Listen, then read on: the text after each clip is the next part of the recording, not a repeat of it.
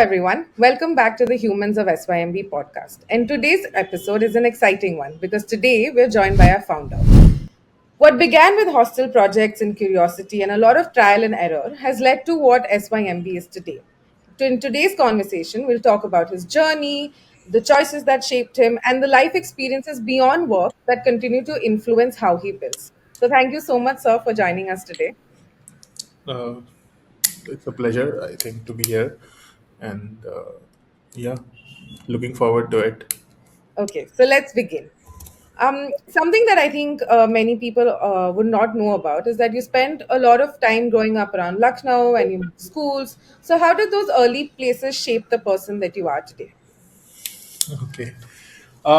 So um, yeah, so like you said, I did most of my education, like the early days of my life in Lucknow. So since 1998, I've been there, and it's and still I do have a home there. My parents live there. Uh, so uh, so my early experiences majorly were around, like, I did my high school and intermediate. From there I prepared for uh, my competitive examinations there, and then I even did my post graduation in Lucknow, which is at IIM Lucknow. um, as a city, I kind of moved from Varanasi. Before that, I was there, and then from there, I moved to Lucknow in 1998. It started off majorly, I think, going back a lot, I guess. But as I joined, there is a school called Kendriya Vidyalaya. I joined there in RDSO colony. Did my third class there, and then I think I was not able to really adjust there. I think a public school, although I was earlier also in a public school, but then some people told me to kind of uh, get shifted to a private school. Then I was moved from there to a school which is called City Montessori School, which is there in Lucknow. There it was a different ball game altogether. I mean, like, although I was in an English medium school at that point of time, but the transition from a public English medium school to a private English medium school is a different transition for me. I kind of almost got failed in my early exams. I think, at least in English, I got failed. It was somewhere near the failure line, I guess.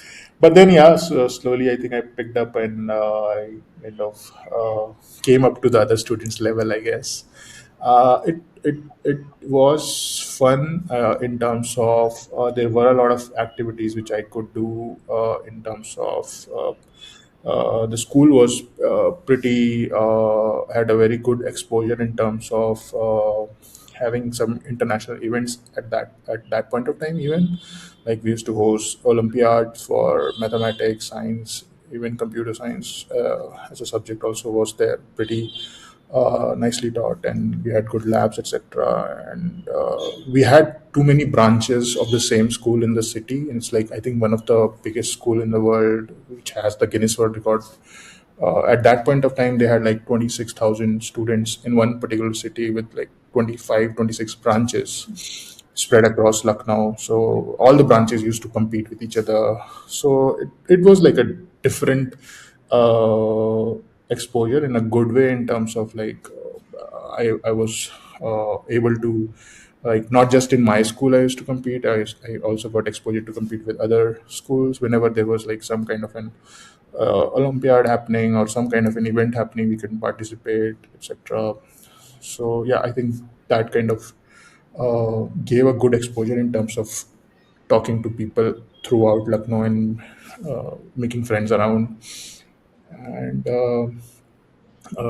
yeah, I think I don't really have anything specific to say about it. But uh, uh, but then I got moved from when I did my class 10, then I was given a choice by my parents to either stay in a private school, or if you want to prepare for competitive examination, because the coaching cost, etc., was higher. So they told me that either I could stay in the same school, or I could move to a public school back and then do all my activities uh, from there. And then so I was kind of moved from my class 10th to my class 11th and moved back to a public school. And then I came back to KV again, started there. I lost all my friends, I guess. And then it became really difficult for me, at least in the class 11th, I would say, because I'd stayed with those friends for like 7 8 years, and then uh, s- thrown into a different bunch of friend circle all again, and I had to start my journey again. Fortunately, I had like a couple of friends who were from this my earlier school also days, so I made new friends. And then but like it took me a lot of time to adjust back in that school, because my class 11th experience was totally different, uh, which I had until my 10th in my private school days. Maybe it was around majorly, I think it would be around the kind of exposure which the students there gave me of the world, I guess. And so I remember a time when I kind of at least in my class 11th, at least 2 3 months I did not even went to my school more than a day in a week, I guess, right? And this was like my initial days when I was thrown there. So I used to get out of my home on time and then reach my friend's home, park my vehicle there, and then jump on his scooty. I think he used to drive then, and then we used to go to the school and find the gate closed. Like I think 7:15 or something, the gate used to get closed, and then so we used to bunk school because we don't really want to stand in the late lines, etc., and get scolded by the teacher. So we just used to decide and let's go and roam around Lucknow. So I used to explore Lucknow, and that was the time when these malls started happening in Lucknow. And Lucknow had these 3 4 malls which just came up. Just chill out there, wait for the malls to open even sometimes, because they used to open at 9, sometimes at 10, and our school used to end at 1. And by 8 we used to reach those places. And then we used to spend quite good enough of time there. We did not have a lot of money, but somehow we could kind of afford some movie tickets sometimes, etc. I watched a lot of movies that point of time, at least in that. I think it was 2006, 7. Yeah, 7. I think so. Uh, uh, and then what then after a while, when my attendance was really low, so the class teachers reached out to my parents, told them that this guy is not coming to classes. But my mother was like, okay, this guy goes to classes every day, so it can't be possible, right? So but then I told her that okay, this is something which I was like up to for so many days. Then I got scolded, and yeah, but then I started doing classes and tried to bring up my attendance a bit. Yeah, then started making new friends. Did not really ran away from the from the school then.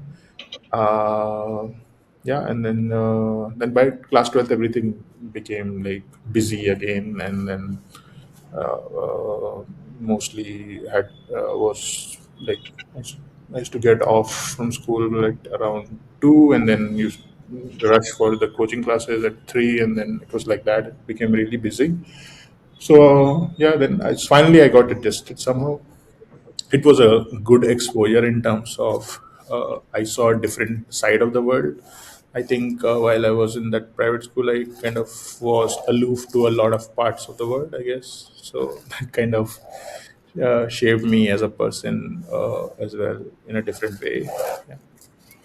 It definitely sounds like you've had a quite a journey, especially just in your formative years, especially since you've gone to public schools and private schools, and generally those are two different worlds. And as you described, like the kind of exposure and people and friends and even the experiences that you have, uh, Right. definitely are quite different from each other. But also, I guess it also depends on how you make those experiences and take something out of it, and the values that you carry forward I from mean, them. more than values, I think it was very mischievous school. I guess I had never like at that point of time. I remember incidences when they used to actually go ahead and plant some normal Diwali bombs in toilets, etc.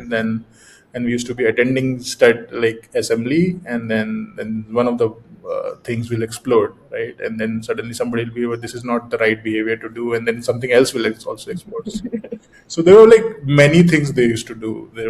I remember there was a wall which also used to almost get dropped at every month on a monthly basis. They used to bring that wall up again, and then again it was to get destructed. There were many mischievous things which these students were up to. I wasn't really couldn't be a part of a lot of them, I guess, but at least I knew that this is something which is happening. It Yeah, so and it was a different circle of people as well. So yeah, so I think that part of life was missing for me to witness. So yeah, I saw at least what all could be done, yeah, and what all mischiefs are possible. So I think everything it was a fun and a different exposure for me, I guess. Was there any one prank that you participated in, or were you just aware of? I don't know. I mean, like. Hmm, Yeah, I think there was a time when we ran from lunch. In during the lunch time, we went to outside school. Actually, there was a gate lock, and then we used to climb up some wall and then go and eat some samosas and something else outside, and then come back around the lunch time. So that I think I participated in that a couple of times just to have a different kind of food, climbing walls and then jumping out and then coming back. Yeah, so and sometimes we do used to normally come from the gate itself. So yeah, so that those pranks I did participate in. Yeah. Right. So then you went on to attend NIT Allahabad, and that was a hostel world. Yeah. So what was that like? Because since definitely living in a hostel is a lot more about independence. It's a whole different world because you're living with other students. So Right. what was like that? What was that like for you? Okay.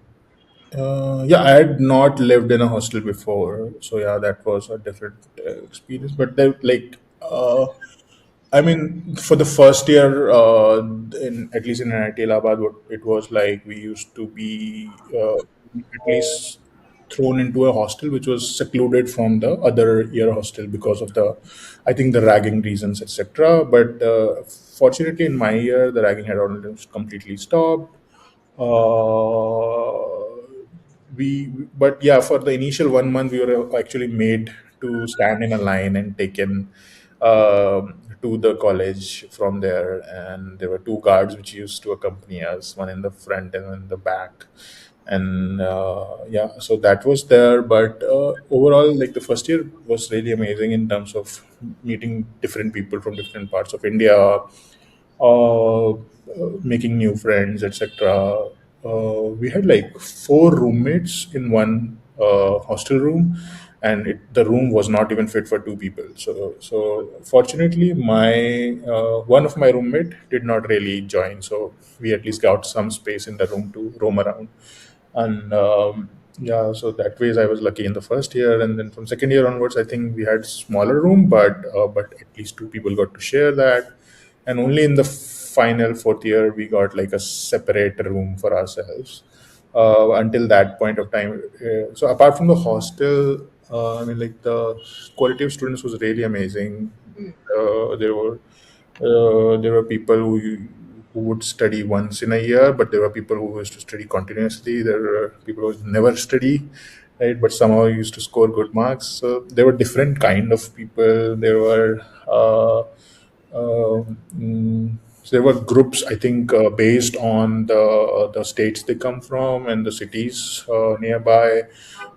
Some groups got formed. They had a different like each group have a different kind of an appeal altogether, I guess. And then there was a group which got formed on the movie name, right? There was different things happening around.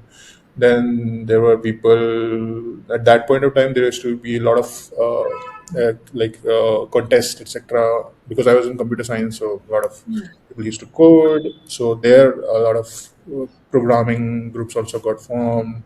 One of the group member also cracked one of the, I think, Facebook at that point of time. This is Oh, 2011 or 12, right? He got like placed in Facebook US placements. I think he was one of the early members there at that point of time. Not really famous after a while. So I mean, it was a like it was a very good experience in terms of making new friends, etc., getting to know and different kind of very talented people. And I think 4 years of our life, Ilhabad had nothing to do. So apart from living a hostel life, you can't really go out much. And okay. there were like two, three restaurants out there which we used to go to on our birthdays, etc. But there was nothing else to do apart from just staying in touch with these friends and then doing whatever, going around with them, right? So, but yeah, I think uh, all I could remember is like having a good bunch of like 10, 12 good friends to kind of like wingmates as well, and then other wingmates as well. So yeah. And then there used to be events where we used to participate. Like we used to have a tech fest, we used to have a cultural fest, we used to even have a sports festival. So it depends what's happening around. So it was kind of uh, a very I mean, like a mixed experience in terms of uh, getting exposure to people, things to do, being busy as well as being free at the same time. So yeah. So, was there any project or moment in college that you think, now that you look back on it, do you think that it was one of the first sparks that you had, which led you to want to make something like SYMB? Okay. So me and my current co-founder Mohit, both are like batchmates from NIT Labad, and this is when I think I started working with Mohit in the third year of my BTech. Hmm. And by the time we reached fourth, we really became good friends in terms of collaborating on projects, and we used to even be wingmates. His room was next to my room, and I think yeah, we got like I think I got approached by him if I would like to be a part in one of the projects then, and then he took me in his projects, and then I got some exposure on the execution side of things, what exactly other applications could be built, and we I think helped one of our department which was called the research and consultancy cell at NIT Allahabad to help them automate some workflows around their grants, etc., approvals from some ministries, etc., funding authorities, and have that like a 7 user level application. At that point of time, we created that. And then what happened was we had like a good friend who used to get who used to get sponsors for our technical festival. So he used to also give us some leads and then throw in that, hey, you guys can go ahead and help these businesses out because they've already sponsored and they have some requirements. So he had those connects with them. So then he used to recommend us. Then I used to go there and meet them and then come back with like whatever requirements. So I got those requirement taking, solving business problems exposure in my third year of my BTech, and this was like a small city in Allahabad, and then. Uh, so yeah, I think some things started shaping up in terms of getting requirements, then creating usable products, getting them set up, and those platforms are still live. So we are like happy to kind of see that. And Yeah, I am still in touch with some of them at least, right? At least the first two, three customers, which didn't feel like customers at that point of time. They were like, yeah, we also made money in the process. Like uh, that time my pocket money was like 2 3 thousand, but the project itself were like 40,000 or something like that at that point of time. So we used to like some money out of this whole work as well, and then and also from we had like this college project also running, so that also used to fetch us some good money. So I think that time we were like more about doing something and listening to people what they need, and also getting paid in the process. I think that exposure came in very early, uh, which kind of helped me take up this like a natural process. It felt like a natural thing to do when I kind of decided to become an entrepreneur and go on my own. Yeah. So, when you started this collaboration in college, which itself is, I think, is a big feat because, generally in college we tend to care about our marks and assignments and exams. Yeah. And you, in fact, with your hostel mate, who is now your co-founder, something, you started building something from the ground up. Yeah. And so, was there a particular moment which you think or you feel that, at this point, this feels more than just helping people and building solutions, and this is really something that, we can come together and build as a company? That, I mean, you mentioned that it naturally felt like a course that, Hmm. okay, this is what I want to do as an entrepreneur, and since you also attended business school, but, do you have this aha moment that, you looked at each other and said, oh, here, this is what we can build, this is where SYMB starts? Okay. So I don't think so. I was very fed up with that job which I was doing at that point of time. It was mostly like channel sales for a pharmaceutical company back in 2014, I guess. And I was given this territory which was Bihar, and I was supposed to have handle the entire territory and appoint stockist, etc., for that territory. And I did like used to do. It was like a feet on street kind of a mechanism. So I used to visit parts of Bihar, Araria, Purania, Patna, Sitamarhi, Samastipur. So those kind of villages I kind of used to go and then appoint these stockists for this company, and then used to get orders. So it was a very different exposure. So I didn't really enjoy that because I was more like a technology kind of a product person. But yeah, I used to do because I was told to do, and I had like was something as a job which I was doing. And then after like doing that for a while, I was really frustrated. Like just 2 months make me like cry, I guess, almost. So then like one day, right, I just snapped and I just started this, I guess. And then we had like so we used to have like 2 3 roommates. So one of our roommate also said that, hey, if you're doing this, now why don't I join you as well? So then I already had Mohit, and I had one more person who joined us at that point of time. So it was like more like a let's do something else kind of an effort. At my early days, like Mohit did not really leave his job, so he used to support us part time in that sense. Because we needed somebody to pay the bills for the home and whatever stay we were wherever we were. So, but yeah, so he used to work from 9 o'clock in the night till like 3 o'clock in the morning, and I used to work in like in the morning shift, I guess. So it was like almost like that when we started up, and then soon I think the project started becoming bigger. We started getting referred. So then I think just thought like we need to hire more people, and then something which we alone cannot do it. So then I think that's how we gradually kind of moved and expanded our team size, etc. And we've seen like enough ups downs. Like we went to a scale of 20 people back then, and then came back to 3 people, and then so those ups downs started happening, that and we got to see that early. So yeah, but it was like a different uh, I would say stressful moment for us at that point of time. Yeah. And we learn a lot in terms of like I mean, like not keeping things for later, I guess, not having dependency on just one of the customers a lot.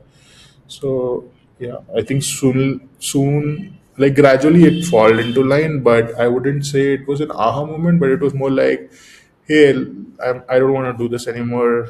let's do something else, and this is what I had done before. Let's try, give it a shot. So I remember that point when I told my parents about it. So my father even flew down to Noida, and then he said that "Ooh, this guy has gone nuts, I guess." So he took me around. He made me meet a couple of his friends, and then I had a uh, I don't know. I had my resume being taken to and reviewed by people, and they were like, "Let him do his shit." And then he kind of, I asked him like, "Give me like at least 3 4 months to on this, and then if something works out, it's fine." Uh, so then I remember him telling me that you can take 3 years. I don't really care about that part. So I think that was a good support, like at least mentally, and even financially. I used to take some money from my parents. It was like very small money, but still there was some kind of at least in the initial 2 3 months I used to, because I did not had a lot of savings because I had just worked for 2 months, Right. and it was a different city altogether. Yeah, uh, and then I think that was pretty much it. And then somehow soon, as we increased, and our work was liked by people, so we got referred, and then we grew. Right. So definitely it sounds like a lot of hectic schedules and ups and downs, as I think it is with any startup that you sort of start when you Yeah, start in the first phase. But right. do you think was there something that was you would consider your toughest challenge when you were starting out, and like how did you sort of then work around? Okay. Yeah, so I would say that my toughest challenge was actually telling my own friends that I've started something up, right? I would say that initial, like I was a typical introvert person at that point of time, and who didn't really, I would say, who was not ready to kind of go out and meet to people like without an appointment, kind of a thing, right? So it took me, I think, 2 years to kind of break my shell, my own shell. I guess I had this. So even soon I started when I reached out to my alumni, and then I realized, hey, this is how you're supposed to behave. This is how you. And they used to even instruct me. Somebody used to just say that, "Hey, you're not even dressed in formals. What is this?" Right. So there was a lot of criticism, feedback, etc., which I started getting when I started going out in the market, and then they saw that, and there were people who used to say that I can get you in front of people, but are you ready for it? So there are people like that who are there who kind of give you those constructive criticism, kind of a thing, which you can take either ways. But if you take it nicely, then you can actually work on yourself a bit, and then the soon I started going out and meeting people, and this is the best part about entrepreneurship also, that you get to meet people, not just for work but even for just I think the problems which we solve are more in our head, and that when while you're conversing with people, those get solved somehow. I don't know how it happens, but somehow it happens that that I'm thinking about something, and then I go out to people and then seek their advice on it. Then I realized, okay, the advice was something which I was thinking. It's just that I did not have the confidence to even say that this is something. But the way they say it and present it, then it becomes like, okay, so this is right.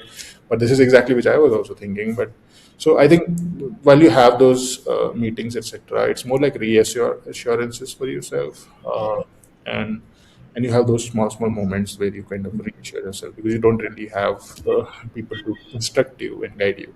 So you reach out to the world, and then somehow they give back to you something which you might need today or later on. So that kind of happens. So I think that doing that as a practice, and having the ability to take that first step was something which was missing at my end, I guess. So once I kind of fixed it, uh, things started happening faster.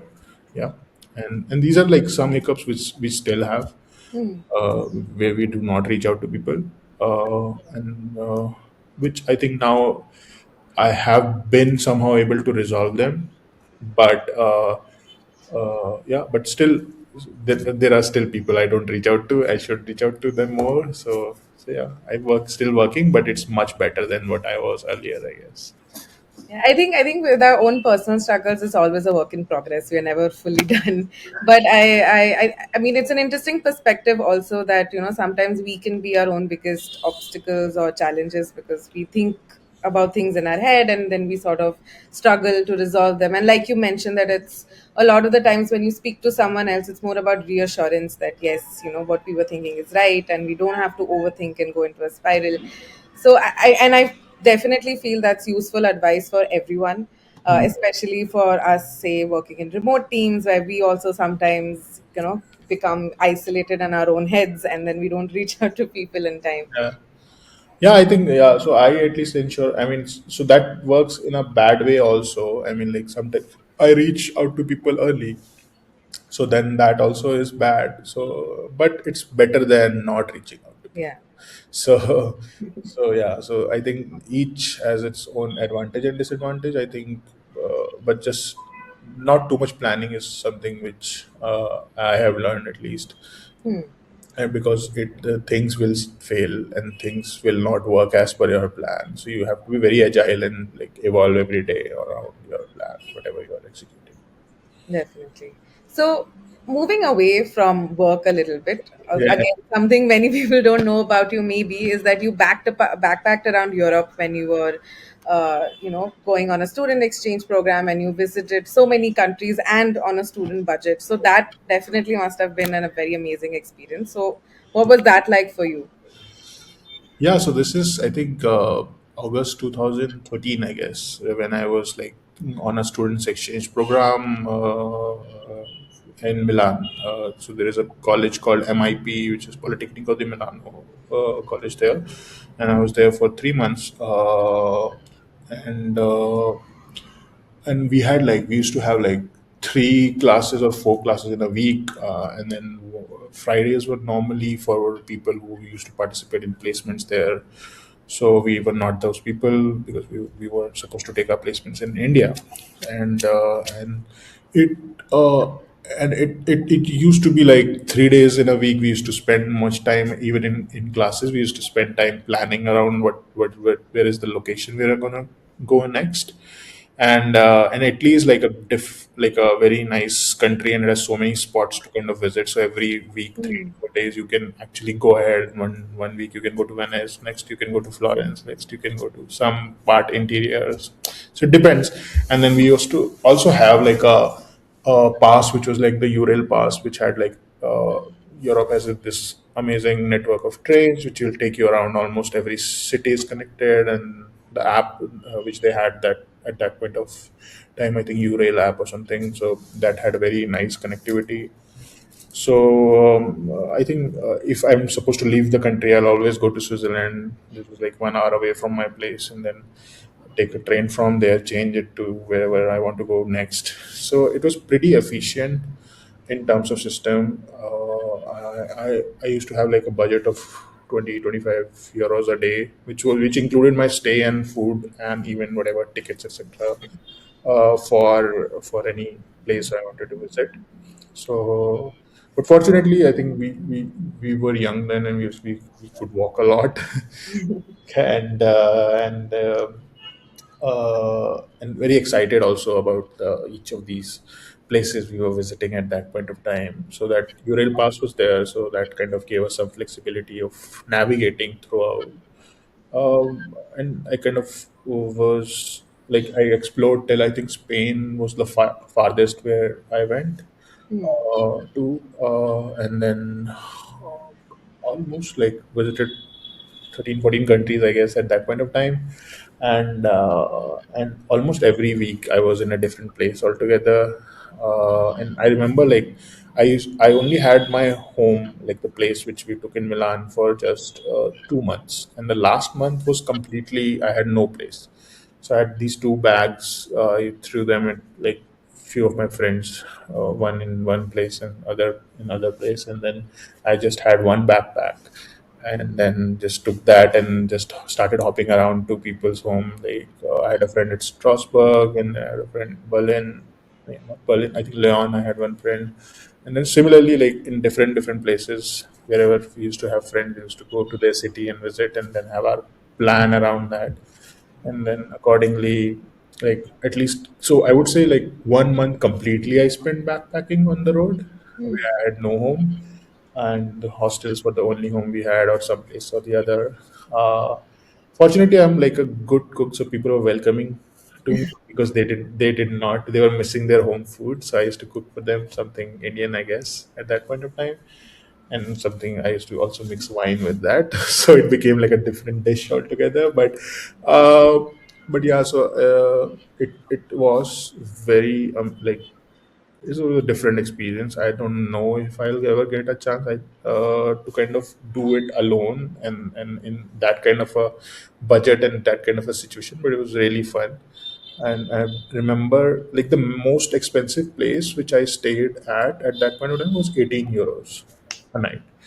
So that's pretty, and that was Switzerland, somewhere in Switzerland I stayed. That was like the highest I paid for a night's dormitory stay, and the lowest would be like around, I think, 6 euros, which was in Prague somewhere. So it is. So I think um, having that budget and also getting to see so many things, I think that was really fun. And yeah, let's see.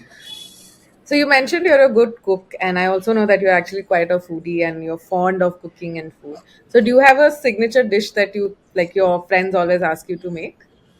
Not really. I mean, like I'm fond of making biryani sometimes, and hmm, yeah, I think that's like the easiest dish to make, I guess, and the rest of it is like normal in terms of, but mostly I cook Indian food, so I don't really cook a lot of cuisines, I would say. But I think I make really amazing dal, is what I've heard from people at least. And Right. a very nice tea that everybody makes, but still my tea is at least, I would say, a notch higher than others. So that's I would say, I don't know, I wouldn't call it speciality, but yeah, I think I like that about myself, my cooking at least. So speaking about biryani, do you have any? Are you partial to the Lucknowi biryani, or do you have another Yeah, favorite I'm like a proper of the of the biryani? so Lucknow biryani is like the go-to biryani which I would like to have ever. Yeah, I've tried other biryanis also, even making them, but yeah, I think Lucknow biryani is something which I have been accustomed to since like a long time. So Right. I don't think so that taste is gonna change soon. So yeah. Right. And since you've had such like you've had varied experiences, you've had all these different types of exposures. So in terms of food, if you could design a meal that would, sort of tell your life story, what do you think would be on the plate? I mean, nowadays I've changed my fooding habits a lot. I have like a lot of salad and whatever protein in my diet, and I'm supposed to have those kind of diets now. But uh, I have reduced my desserts also a lot, so that is also a weird thing. I don't. So you want me to imagine a plate and or just a food? What exactly is the? Anything like if it was a meal or even a signature dish, if that would be you feel that this is what defines you. No, I think I'm a fan of biryani, so I'll go ahead and go with biryani for now, with some curd and salad, etc. So raita and salad is like the must with the biryani, I guess, and maybe a good chutney, if at all we need something to go with salad as well. So yeah, so I think that would be pretty much it. Right. And so you also continue to travel often now as well. So Yeah. how would you describe the way that you travel? Like are you someone who loves to plan everything out, or do you still sort of have this go with the flow attitude when it comes to traveling? So like how what would you describe your travel personality as? So I mean, in terms of stay, I do ensure that I have at least the stay booked. Uh, and if given a choice, like let's say if it is for a 10 days, travel, then I'll book at least 8 days stays. 2 days I would still like to keep it flexible. But now I'm like, if it is a 10-day travel, I at least need to know where I'm sleeping. So yeah, so I think that point I've improved a bit. But in terms of planning my itinerary, I do not really have like a very fixed calendar, because then my calendar also become depends on the other person's time and what's happening. So if it's an event, then it you can plan that a little bit.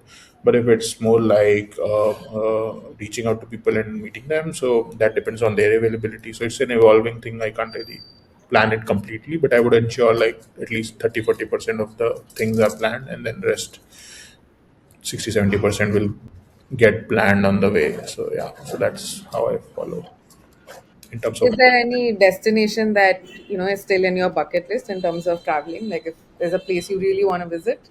I had this place where I wanted to visit with my wife. I just recently did that. It's called Venice. So I think I've already ticked one of the bucket list. But now I don't know. It's uh, mm, I don't really have like a go to destination now. I am planning to explore more of the US because of the markets which we operate in. Uh, and California is like a nice state to kind of travel and get exposure, and a lot of things are happening there. So I think that is I want to explore those states more. And yeah, nothing as such, I would say, in my list at this point of time, right? You covered almost all of it. No, it's not like that, but I mean, I now want to explore them more. I mean, I've been through like navigated through places. Now at least I want to stay there for a while and then explore them deeper, I guess. And yeah. Okay. So then, in terms of both how you've built your company as well as how you live, what according to you would be the most important value that guides you? Like what's something that you really believe in, and you feel that helps you even live the way that you live and build the way that you build. I mean, okay. I mean, it requires a lot of patience to kind of get things working for you. I think that is something which we need to have as a value a lot, and it does require a lot of hard work to complete anything for that matter. But you need to also be lucky. So I think for that luck to come to you, you need to be a little patient, I guess. So I think that's pretty much it all over. I think life is all about that. Just keep doing your shit and then wait for that moment to happen. So some moments will happen for you, and then something will click, and then yeah, small clicks will lead you somewhere. Right. And then, so looking back, what do you think was the first early click that led to where SYMB is today? Any decision or any moment where you feel that really, like, was the turning point? Okay. So, so one good thing we used to do is earlier we never used to refuse any, even if it is like a smaller project or not a budget project. We never used to refuse that as a project, I think, and that kind of led to good reference. Sometimes, right? So we've seen their project of at least almost no value led us to like a very big project which stayed for 2-3 months, and we got referred to really amazing organizations because of that particular things which we did. I think those that is something which clicked for us in the initial days, and even till today I think whatever we have worked for and people who have seen our work are the only people who are going to recommend us to people. So that is something which I believe in, and then do a good job for people so that they can help you grow. I think that's what it is. Right. So, bringing this sort of discussion to a close, if you had to describe your approach in the way that you lead and in the way that you have sort of co founded this company, what would it be? Mhm. So my approach to leading is, I think I plan it on a higher level a little bit, and then I kind of explain it to people who are supposed to handle that, and then just throw in whatever I keep thinking around so that it could enable them to kind of do their works in some direction.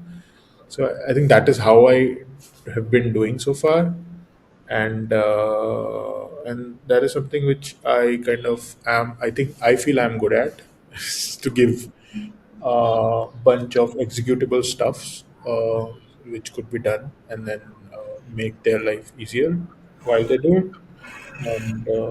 And I've gotten more organized, I would say, in terms of planning it better on tools and Excels and whatever. So yeah, that is there.